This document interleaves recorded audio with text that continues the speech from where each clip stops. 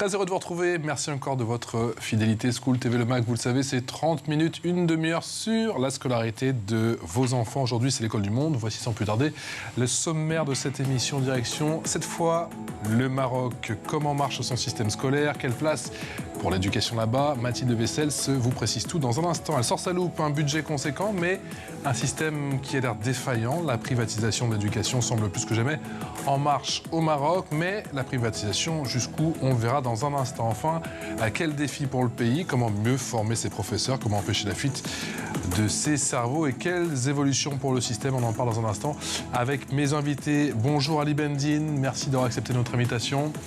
Vous êtes consultant indépendant en planification et management de l'éducation. Vous avez travaillé, j'allais dire bossé pendant de nombreuses années au ministère de l'Éducation marocaine. Christian Cursol, bonjour.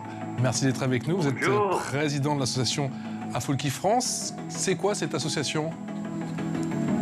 Alors c'est une association qui se préoccupe essentiellement de la scolarisation en milieu rural au Maroc. Et pour ce faire, donc, on a rénové un certain nombre d'écoles dans le milieu rural de la province d'Essaouira, qui est une des plus pauvres du Maroc. Et rénovation, ça veut dire pour nous adduction d'eau et construction de toilettes et sanitaires, qui sont la plupart du temps absentes de ces écoles, en préfabriqué, depuis une trentaine ou quarantaine d'années. Et l'absence de toilettes et de sanitaires étant par ailleurs un des motifs majeurs de la déscolarisation des jeunes filles à l'âge de la puberté. Voilà. C'est un élément important. On en reparle dans un instant, juste après la loupe de Mathilde Vessels. Salut Mathilde, comment ça va? Ça va très bien, et toi? Ça va super. Comment s'organise le système scolaire au Maroc? Alors, pour commencer, chose importante, il y a deux enseignements, arabophones et francophones. Il y a évidemment de grandes inégalités dans le système marocain, car vous avez des familles qui ont les moyens, qui ont de l'argent, et qui envoient leurs enfants dans les écoles privées francophones, et les autres. Mais la bonne nouvelle, à noter tout de même, les taux bruts de scolarisation et d'achèvement du primaire des Marocains n'ont cessé d'augmenter ces dernières années. Par exemple, le taux d'alphabétisation des adultes marocains atteignait 78% en 2020 contre seulement 52% en 2004. Donc, allez, on commence par le commencement, on entre un peu plus dans le détail avec les enfants qui débutent par l'école maternelle. Alors, depuis 1963, l'école donc, est obligatoire pour tous, de 6 à 13 ans. Il n'y a pas d'école maternelle et si les parents veulent si jamais ils veulent mettre leurs enfants à l'école avant les 6 ans, c'est possible avec les écoles privées ou les écoles étrangères, notamment les écoles françaises. Mais là, encore une fois, c'est réservé aux familles plutôt aisées. En ce qui concerne le cycle de l'enseignement primaire, il dure 6 ans. Il accueille les enfants de 6 à 12 ans. Les élèves doivent réussir un certificat d'études primaires pour pouvoir être admis ensuite au collège. Est-ce qu'on observe une différence significative entre les filles et les garçons concernant l'accès à l'éducation? Ça va un peu mieux depuis les années 2000, mais ce problème de l'inégalité entre les genres persiste au niveau du primaire. Surtout, ça dépend des régions, c'est toujours pareil, où on se trouve avec des écoles qui ne sont pas assez bien équipées. Il faut savoir qu'il y a des écoles qui n'ont même pas de toilettes. On va en parler avec notre invité. Pour vous donner quelques chiffres tout de même, le taux d'abandon scolaire au niveau primaire est passé de 26% en 2000 à 11% en 2011. Et par répartition de sexe, le taux d'abandon des filles est à peine plus élevé que celui des garçons. Mais évidemment, ce problème d'abandon scolaire, c'est surtout le milieu rural, au-delà du sexe. Et qu'en est-il de l'enseignement secondaire? Alors, après 9 ans d'éducation de base, c'est-à-dire 6 ans en école primaire et 3 ans au collège, les élèves entrent au lycée, qui comprend un tronc commun d'1 an. Les élèves de première année choisissent entre plusieurs options, un peu comme en France en fait, avec la première et la terminale. Donc, plusieurs options, lettres, sciences, mathématiques, options originelles. Les élèves en deuxième année, première année en vue évidemment de l'obtention du bac, suivent des cours de sciences naturelles, physique, agronomie, études scientifiques, mathématiques, etc. Et à la fin des études du cycle secondaire, donc le lycée, les élèves sont tenus de passer un examen, donc ce qui correspond au baccalauréat comme en France. Et l'enseignement se fait en quelle langue? Alors, depuis l'indépendance, en 1960, l'enseignement se fait en arabe. Cela diffère dans l'enseignement supérieur ou surtout dans les matières scientifiques. On parle le français et ça crée justement de grosses difficultés car souvent la première année d'université, elle est dédiée à l'apprentissage quasiment du français et beaucoup d'élèves sont obligés d'abandonner leur cursus d'universitaire parce qu'ils ne parlent pas assez bien français. D'ailleurs, c'est pour ça que le gouvernement marocain voudrait étendre l'apprentissage du français au lycée, collège et même pour les enfants qui sont en primaire, notamment pour les matières scientifiques. Merci Mathilde, c'est parti pour l'expression orale. L'expression orale avec Ali Bendine, qui est consultant indépendant en planification et management de l'éducation, et avec Christian Cursol, qui est président de l'association Afoulki France et vice-président de l'association Afoulki Maroc. Christian Cursol, où en est le système scolaire marocain d'après vous aujourd'hui ? Je me reconnais bien dans ce qui vient d'être dit. Enfin, je reconnais le système éducatif que je connais dans la province des Saouira et en milieu rural, à savoir un taux d'analphabétisme, voire d'illettrisme très très élevé, notamment chez les femmes. Et j'ai lu récemment qu'il était toujours de 70 à 80% chez les femmes en milieu rural, ce taux d'analphabétisme. Et puis également l'accessibilité à l'école, limitée par les problèmes de transport. La plupart des écoles sont installées au milieu de nulle part. C'est-à-dire qu'il faut faire quelquefois jusqu'à 10 km à pied pour aller à l'école et pour revenir. En plus de ça, il y a un arrangement culturel, je dirais, qui a été fait avec ces milieux de paysans qui consiste à ne scolariser les enfants, les écoliers, qu'une demi-journée par jour.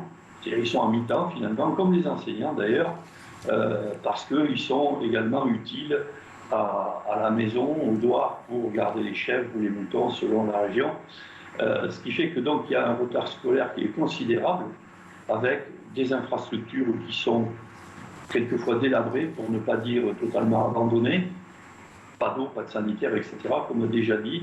Donc tout ça, ça participe à une fracture très très profonde entre ce que peut être la scolarisation en milieu rural et la scolarisation en milieu urbain, qui elle, effectivement, fait légèrement progresser, d'après ce que l'on a comme statistiques, notamment de la Banque mondiale, fait légèrement progresser la qualité, je dirais, de la scolarisation, de l'éducation sur un plan général. Ali Bendine, est-ce que la situation vous inquiète ? Est-ce que vous préférez voir le verre à moitié plein ou le verre à moitié vide ?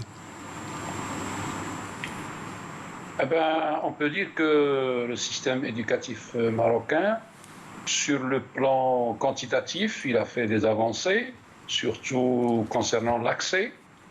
Mais après l'accès, il y a le problème des abandons qui est très important. Mais sur d'autres aspects beaucoup plus importants, sur la qualité et sur l'équité, il y a beaucoup de choses encore à faire. Sur la qualité, le discours politique ne le nie pas. Il dit qu'il y a un problème, un grand déficit de qualité de l'enseignement. D'ailleurs, le ministre a dit que les élèves primaires n'atteignaient même pas le tiers des compétences requises. Les études de Pearls et Teams, etc., le confirment au niveau mondial. L'acquisition des compétences de base, on est en queue du classement mondial. Sur l'équité, il y a encore beaucoup de disparités entre surtout le milieu rural et urbain. Et si on analyse un peu, même si les études sont très rares, au niveau des inégalités sociales, il y a une petite minorité qui atteint des niveaux importants. Il y a même les meilleurs élèves qui atteignent les classes préparatoires et qui arrivent en France pour faire des écoles polytechniques, etc. Il y en a une bonne partie de Marocains, mais de l'autre côté, il y a une majorité qui n'arrive pas au supérieur, mais même ceux qui arrivent, la moitié sortent de l'enseignement supérieur sans avoir aucun diplôme. Donc il y a un problème de performance. Christian Cursol, est-ce que c'est un sujet justement au Maroc et est-ce qu'il y a une véritable volonté politique pour venir à bout de ces défis sur le plan scolaire ? Oui, du moins sur... Il y a un affichage politique qui est clair. Je crois que depuis 20 ans que je suis en partie installé ici, en tout cas que je m'occupe de cette association. Je crois qu'on en est au 3e plan d'urgence.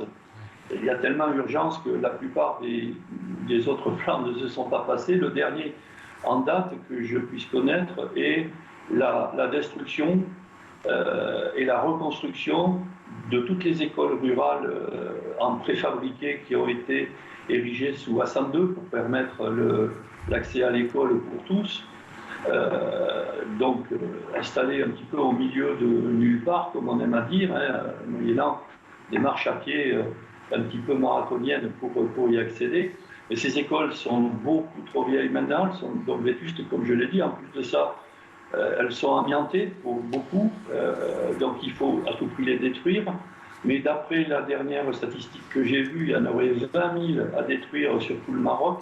Donc 4 000 ne sont même pas équipés de toilettes et de sanitaires. Donc la progression est monumentale et je ne sais pas sur combien d'années s'étale ce plan-là, et si tant est qu'il puisse s'appliquer. Et puis l'autre défi, c'est la pauvreté. Comme l'a dit Ali, il y a une fracture sociale assez immense entre les gens qui ont de l'argent et qui peuvent faire pratiquer à leurs enfants des études dites au plus haut niveau, qui se terminent souvent pour des professions telles que les ingénieurs ou Polytechnique ou Sciences Po ou la médecine, etc. Et puis donc le milieu rural, où là la pauvreté est comment dirais-je, symptomatique de l'inégalité d'accès à l'éducation. À titre d'exemple, nous avons fondé, avec l'aide de la Fondation Air France, qui s'occupe beaucoup dans le monde de l'enfance, nous avons travaillé sur un fonds qu'on appelle le fonds Afouti Éducation, qui nous permet de verser des bourses à des jeunes filles qui sont au bout du primaire et qui ne pouvaient pas accéder au collège, au lycée, à l'université si elles n'avaient pas une aide quelconque, parce que les parents sont beaucoup trop pauvres. On a commencé en 2013 de manière redoutable avec 10 filles. Il a fallu consulter pour cela une vingtaine de familles ou peut-être une trentaine. La plupart ne voulaient pas. Et aujourd'hui, à la rentrée de 2023, on aura 100 à 110 filles, tout simplement parce que désormais les familles viennent nous voir. Donc voilà, on peut lutter contre cette pesanteur culturelle qui vise à ne pas faire éduquer les filles, etc. On peut lutter contre, mais c'est un problème de pauvreté essentiel. Ali Bendine, avec 21% de son PIB, on ne peut pas dire que l'investissement n'est pas présent au Maroc, mais est-ce que le Maroc a peut-être un problème d'efficience en termes d'investissement dans son système scolaire, et est-ce qu'elle a créé un système scolaire, au final, qui accroît les inégalités sur le territoire, notamment sur le plan territorial? Oui, on peut dire, ce n'est pas exactement un problème de moyens. Les moyens qu'on a, on les utilise, mais est-ce qu'ils sont utilisés à bon escient? Quand on dépense un dirham dans l'enseignement, il faut choisir, est-ce qu'on va le dépenser sur la qualité, sur la quantité, Alors, bien sûr, on a fait des avancées sur les aspects quantitatifs, sur l'accès, mais quand tout le monde, par exemple, accède au primaire, mais il n'y a que le tiers qui acquiert les compétences, c'est comme si on a donné l'enseignement au tiers de nos enfants. On peut peut-être faire mieux en question de moyens financiers, mais surtout faire mieux on dit en économie d'éducation, l'enseignement est une industrie de main-d'œuvre par excellence. Donc l'effort doit se diriger vers la formation et la situation des enseignants. Parce que les enseignants, la formation fait défaut. Il y a des centres de formation, mais la qualité de la formation n'est pas au niveau. Ensuite, il y a les curricula, les contenus qui sont plutôt orientés vers la mémorisation, plutôt vers des compétences d'analyse, de compréhension, d'esprit critique. Donc, il y a des choses qualitatives qu'il faut réformer qui ne nécessitent pas nécessairement beaucoup d'argent. Mathilde. Est-ce que le Maroc ne souffre pas aussi et surtout d'une fuite de cerveau, en fait? Parce que c'est vrai, vous le disiez tout à l'heure, les élèves, enfin, les étudiants qui arrivent ensuite à la faculté, etc., vont notamment en France pour poursuivre leurs études et faire d'autres métiers et ne restent pas au Maroc. Est-ce que ce n'est pas le principal problème du pays?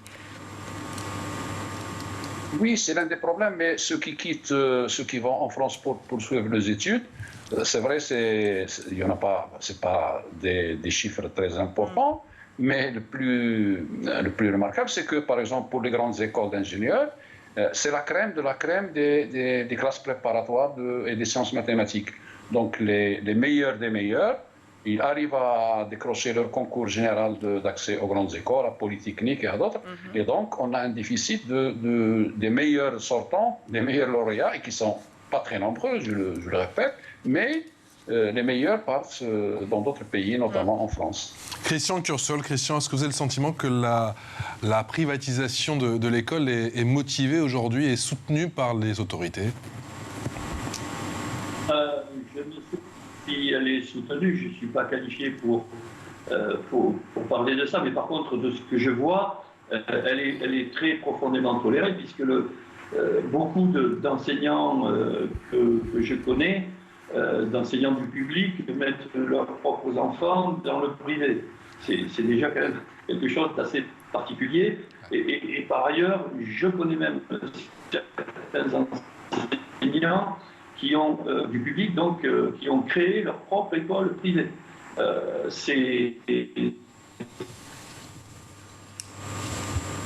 Ali Bendine, le poids du privé.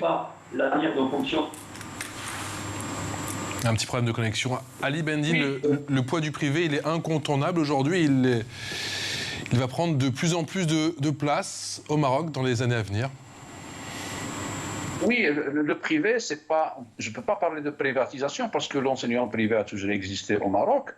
Le problème fondamental, c'est que justement le déficit de qualité dans l'enseignement public qui pousse de plus en plus de gens, surtout des classes moyennes, qui font l'effort d'économiser sur leurs propres besoins fondamentaux pour scolariser leurs enfants dans des écoles qui sont, soi-disant, considérées comme de meilleure qualité. Donc, ce n'est pas une privatisation directement, mais c'est comme si on poussait les gens à aller dans le privé parce que la qualité du public est très mal perçue. Je ne sais pas si on a retrouvé, parce qu'on avait des petits soucis de connexion avec Christian. Christian, je vous parlais effectivement de la prééminence du privé. Est-ce que, je vous demandais, est-ce que cette démarche était soutenue d'après vous par les autorités? Est-ce que demain, le privé sera l'essentiel dans le pays? Allez, disons que j'ai écouté Ali, qui a répondu, y compris pour moi, à savoir qu'on ne peut pas parler effectivement de privatisation, mais il y a comme une forme d'incitation quasi naturelle pour aller vers le privé. Et je vous disais que je connais des enseignants qui eux-mêmes mettent leurs enfants à l'école privée alors qu'eux-mêmes enseignent dans le public. Et par ailleurs, d'autres enseignants qui ont construit et qui gèrent leur propre école privée. Tout simplement, ils attirent des gens qui ont les moyens. Donc, tout ça, c'est malheureusement une conséquence dramatique sur la fracture éducative, on va dire, d'une part, et puis par ailleurs, c'est un phénomène naturel qui, de mon point de vue, et je partage votre analyse a priori, c'est de dire qu'on va vers le privé au Maroc. Oui, ça me semble assez clair. Ali Bendine, est-ce que ces inégalités liées à l'éducation se prolongent également sur le marché du travail? Oui, évidemment, parce que, avec des sortants qui ont déjà des problèmes de qualité de leur diplôme, on se retrouve sur le marché du travail avec une minorité qui ont des diplômes des écoles supérieures à accès limité, qui entrent par concours, des écoles d'ingénieurs, de médecins, de certaines écoles de commerce. Et le reste des lauréats de ce qu'on appelle les établissements supérieurs à accès ouvert, facultés de lettres, de droit, etc. Et dont la plupart n'arrivent pas à décrocher un emploi. Donc cette inégalité au niveau du système scolaire se prolonge sur le marché de l'emploi, évidemment. Et Christian Cursol, c'est encore plus le cas pour les femmes, du coup? Pardon, je n'ai pas compris. Et ces inégalités, effectivement, liées à l'éducation qui se prolongent sur le marché du travail, elles impactent encore plus les femmes? Non, mais ça est évident. Les femmes, enfin les filles sont déscolarisées prioritairement par rapport aux garçons. C'est une évidence que l'on constate de manière purement statistique. Il y a absolument pas photo, comme on dit, c'est incontournable. Et puis donc sur le marché du travail, en fait c'est une adaptation un petit peu à la société. Traditionnellement, la femme marocaine ne travaille pas. Quand je dis elle ne travaille pas, c'est qu'elle n'a pas de travail salarié. Elle est condamnée d'une certaine manière à rester à la maison, etc. Donc finalement, ça contente un petit peu tout le monde, très malheureusement. Et ne sortent la tête haute que les gens qui sont un petit peu, je ne dirais pas fortunés, mais simplement salariés de manière décente, etc., dont notamment les fonctionnaires et dont notamment d'ailleurs les enseignants. Voilà, qui...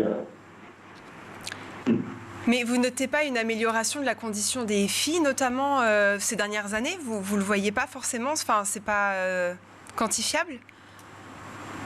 Alors, en milieu rural en tout cas, non, oui. Je ne crois pas. Nous avions reçu il y a 2 ans ou 3 ans une étudiante en stage chez nous, une étudiante des apprentis assistantes sociales, si vous voulez, qui nous a fait une étude sur l'impact de ce que l'on appelle ici la Moudouana, c'est-à-dire la loi sur la famille, qui avait notamment, lors des printemps arabes, rendu plus compliqué la polygamie et le mariage précoce et non choisi.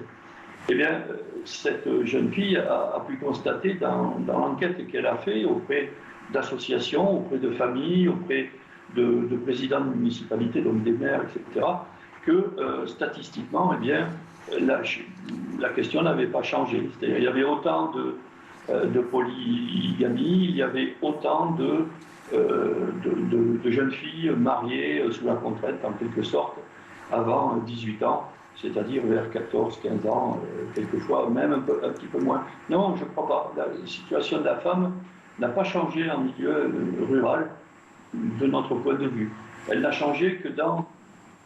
Pardon? Allez-y, continuons. On ne vous a pas interrompu. Je vous en prie, continuez. Christian. Non, elle ne peut changer que dans la mesure où des actions sont apportées soit par des associations, soit par des privés aussi quelquefois, de manière, comment dirais-je, spontanée, des expatriés, des Européens, qui se disent tiens, je vais aider telle famille, telle fille, je vais payer ses études et tout, parce que tout hein, voilà, mais autrement, non, rien n'a changé, rien n'a changé. L'info en plus avec Mathilde.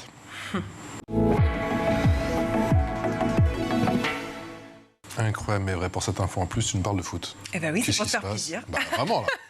Je suis touché. C'est très rare quand je parle de foot, ouais, mais là, effectivement. Mais oui, parce que depuis la Coupe du Monde du football au Qatar, évidemment, et l'incroyable performance de l'équipe du Maroc, eh bien, les enfants marocains se sont massivement inscrits au foot en quelques semaines. C'est dingue, en janvier, les clubs de foot ont connu un boom de plus de 50%, ce qui est énorme. Les enfants sont généralement admis à partir de l'âge de 4 ans et exceptionnellement à partir de 3 ans dans certaines structures et jusqu'à l'âge de 16 donc, ou 17 ans, selon les cas. Certaines écoles qui disposent de clubs internes peuvent garder leurs joueurs jusqu'à l'âge de 19 ans, le temps que ces derniers trouvent des clubs professionnels pour poursuivre leur carrière, si jamais ils veulent être joueurs professionnels. Et donc, ma question à mes 2 invités, est-ce que le football, ou plus largement le sport, a une place importante chez les jeunes enfants marocains? Christian, pour commencer. Oui, disons, et Saouira, Ali doit être au courant, mais Saouira, c'est plutôt une patrie du basket, et de la musique, etc., mais plutôt au niveau sportif du basket. Et ceci dit, le football tient une place royale, on va dire, quand on est au Maroc, dans la mesure où, comment dirais-je, sur la plage des Saouira, il y a toujours des jeunes qui jouent au football, etc. Mais la Coupe du Monde et l'apogée qualitative amenée par le Maroc dans cette compétition a fait qu'effectivement, il y a un engouement monstrueux dans les villes et dans les écoles. On voit les gamins arriver avec des maillots de l'équipe du Maroc, avec les noms derrière, chose qu'on voyait très peu auparavant. Mais là, maintenant, c'est rentré, je dirais, dans les mœurs. Voilà. Ali Bendine, cette Coupe du Monde, Ali, elle a fait du bien? Oui, au moins au niveau de l'image du Maroc au niveau mondial. Des millions de gens, même ceux qui ne connaissaient pas le Maroc, commencent à le connaître. Donc, c'est une bonne chose pour le Maroc, pour son tourisme, pour sa culture aussi. Mais en relation avec l'éducation, on avait expérimenté avant ce qu'on appelait des lycées de sportifs, c'est-à-dire des lycées où on fait l'enseignement général, littéraire ou scientifique, mais où sont recrutés spécialement des élèves qui viennent du collège, qui ont certaines capacités dans certaines disciplines sportives, pour qu'ils puissent en même temps étudier avec un régime d'internat et améliorer leurs compétences sportives. Bon, l'expérience est restée très limitée dans quelques lycées, dans quelques villes. Si on pensait à élargir un peu ça peut donner aussi un coup de pouce au sport en général et au football en particulier. De manière générale, Ali Bendine, quelle est la place de l'extrascolaire dans le système marocain? Au début, c'était surtout des activités bénévoles.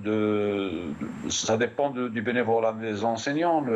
L'instituteur ou le professeur, il peut donner quelques séances de théâtre, de culture, etc. Après, on commence maintenant à leur donner un peu plus d'importance, c'est-à-dire que, surtout au lycée et au collège, on charge un enseignant ou une enseignante de s'occuper de ce qu'on appelle les clubs de théâtre, les clubs de droits humains, de citoyenneté, différents types de clubs. Mais je pense que c'est toujours encore très limité parce que quand on n'a pas assez d'enseignants qui ont des horaires libres, souvent on ne trouve pas de personnes pour encadrer ces activités. Christian Cursol, dernière question. Qu'est-ce qui fait tenir les enseignants aujourd'hui au Maroc? Ils sont relativement courageux pour aller enseigner quand on est de langue arabe, qu'on va devoir aller enseigner chez les Berbères qui parlent la mazir ou vice-versa. Donc c'est excessivement compliqué. Ils ne sont pas forcément très très bien payés, à telle enseigne qu'il y a quelques petites années, le gouvernement avait recruté bon nombre de contractuels qui ont été titularisés récemment, si je ne m'abuse, ce qui a provoqué des remous, des grèves, etc. Non, le milieu enseignant est toujours complètement perturbé par beaucoup de choses, par les cycles scolaires, etc. Donc là, je ne rentrerai pas là-dedans, je ne suis pas légitime pour en parler, sur le côté pédagogique des choses, mais sur leurs conditions de travail, c'est excessivement difficile.